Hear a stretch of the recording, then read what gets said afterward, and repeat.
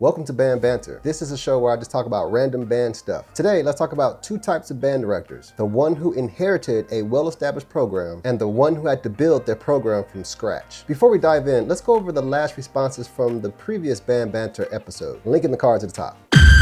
In the last episode, we had two band banter questions. Number one, would it be more beneficial for a high school band student to attend a mass band summer practice or a college band camp? And number two, should there be an age requirement for mass band? Okay, we got two responses and here they are. So this person said this. I think a lot of mass bands are starting to incorporate more learning and educational experiences into their practices, especially in the early sessions before the school year ends. Although I know many high schoolers are still in concert or graduation season at that time. We're seeing more blending between music and writing between summer and fall programs. Some mass and all-star programs challenge students' stamina and reading levels, just as much as band summer camps, but for way less money. You might miss out on marching, but you're gaining a lot by being pushed as a musician. I agree with this statement completely. The second person just kept it short and sweet and said, summer band camp. Thank you too for your responses and participation. Moving on to today's topics. What are the differences between a band director who inherited a great program versus the one who had to build theirs from scratch? Leave your thoughts and comments below and I will go over them in the next episode. But before we get into the pros and cons, let me set the stage real quick. First, I'm not a band director nor an educator. I've spent years observing directors, students, and band programs through recording their performances and practices, traveling with them, and creating web series and documentaries. With that established, this is all the stuff that I have observed about the two different types of directors. Let's start with the director who inherited their program. Pros and cons. Pros, they often have access to resources like Booster Club, sponsors, money, and a proven system. All they have to do is follow the program structure and they're set up for success. Got it? That's pretty much the basic pros I've kind of seen from the directors who inherited great programs. Here's some of the cons that I've noticed. Alumni and others might feel the new director isn't worthy. They might resist change or think they still run the show. And the most obvious one is pressure. These directors have a lot of expectations on their shoulders to continue the success or take the program to new heights. What are your thoughts? What pros and cons do you see for directors who inherit a successful program? Let me know down in the comments below, what are your pros and cons for that director? Now let's jump over to the director who has to build their program from scratch, the pros and cons. Start with the pros. Wrote this one down too. Kind of obvious, every achievement from growing the band size to creating a brand is a big win. The director gets a fresh start to establish a style without having to change an existing tradition. So, you know, those obvious pros when you go into a new program, starting from scratch, it's your own thing. You get to do it the way you want to do it, or that director, how they want to do it. So there's the obvious pros, right? So the cons are pretty obvious too, I'd imagine. They're kind of obvious. But I wrote those down, ones I kind of see they are. It's pretty obvious. It's a new program. No reputation, no money, little to no support. Need I say more? You can only imagine. You know what it is. Just like starting a business. You gotta go in there, establish this, work hard, blah, blah, blah, build it up, working nonstop. It's almost like you gotta kill yourself to get things going. Just like for all the young videographers out there who starting their things up, you gotta go out there, put a lot of content, get in the work, all this kind of stuff, and pretty much build a reputation so people can start trusting your brand and know what it's worth. And that's how you start building and growing and stuff like that. Same thing with the band program, business, any way you look at it, that's just how that is. So those are my thoughts on today's Band Banter question number one. What are the differences between these two band directors, the one that inherited a successful program and the one who had to build theirs from scratch? What are the pros and cons? Let me know your thoughts and comments below. Moving on. Moving on to topic number two. Should bands with media teams charge other media publications to record the band?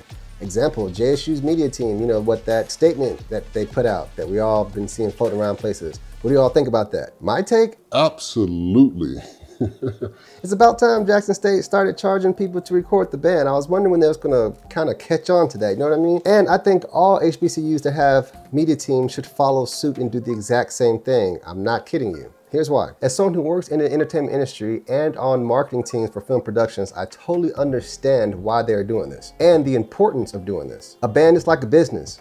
If they want to charge people to record them, they should. And check this out. Just yesterday, I saw the HBCU band community raise money for Killer Kev to attend the Boombox Classic this weekend to record it like it was nothing. Just boom, boom, boom, boom, boom. The community supports each other, and in the end, it's a win-win for everyone. JSU and Southern both have strong media teams that promote the program and produce a lot of revenue. So to me, it only makes sense that they charge other media publications to come and record the band, because that's definitely a way that they make money and produce revenue for the band. So I was just waiting for all of this to come into play, because the real question is, how is it all gonna be when it comes down to licensing and copyrighting music and stuff like that? You know how bands gotta copyright and license things and all that kind of stuff for the shows and whatnot. So that's when it's gonna start getting interesting, because that's the real deal. But that's further on down the line. But Jackson State, it was just a little foul, a little bad business practice there, announcing it 3 days before the Boombox Classic, because there was a lot of media publications that probably hadn't made plans. I understand why you did it, but I just think that was just kind of,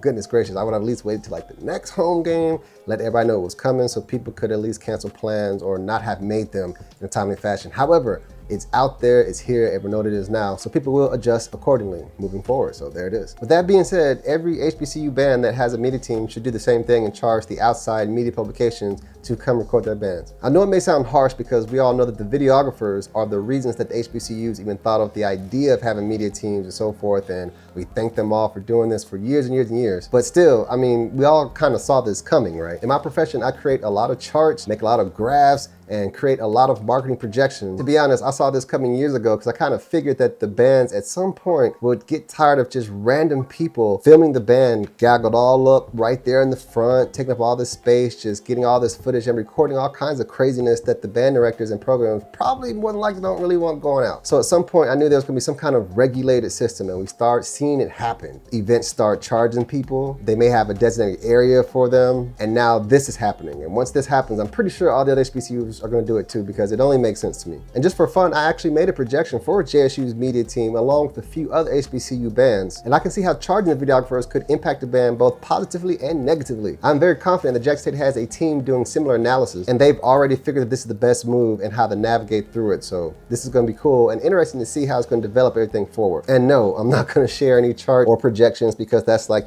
business ethics. However, I can share this. As long as the band stays relevant, they will benefit from charging the media teams. It's about popularity and not always about quality. I know that sounds terrible, and that's the truth. And I'm not saying that Jackson State don't have a great product, because they do. The quality is high, the popularity is high. They should have been doing this years ago. I'm glad they finally started doing it, in my personal opinion. But in my profession, when we see the projections and we market things, we clearly look at popularity a lot more than the quality of the product, because in most cases, the marketing teams I'm on, it's not our job to determine if the product or the movie or the property is a good quality or not. Because let me tell you, if that was the case, there would be nothing going out anywhere. I'm just telling you that right now. So the fun challenge is to see how we can take things and market them and have them successful. It doesn't really matter what it is, and popularity is a big part of that. So with marching bands, let me tell you, they're always going to be popular. And if the band directors can find out a way to stay relevant, then they can always make money from charging the other media teams. It's when they lose relevancy. But yes, if a band has a media team, they should do this. And look, if the community can raise money for Kill a Cat to Go, Smash Time to Go, Showtime Web, all this stuff, the community can easily raise some money, and then they can pay the bands. And look, it's like everyone's getting paid for doing this. So what do you think? Should bands charge media publications to record them? Yes or no? Thoughts?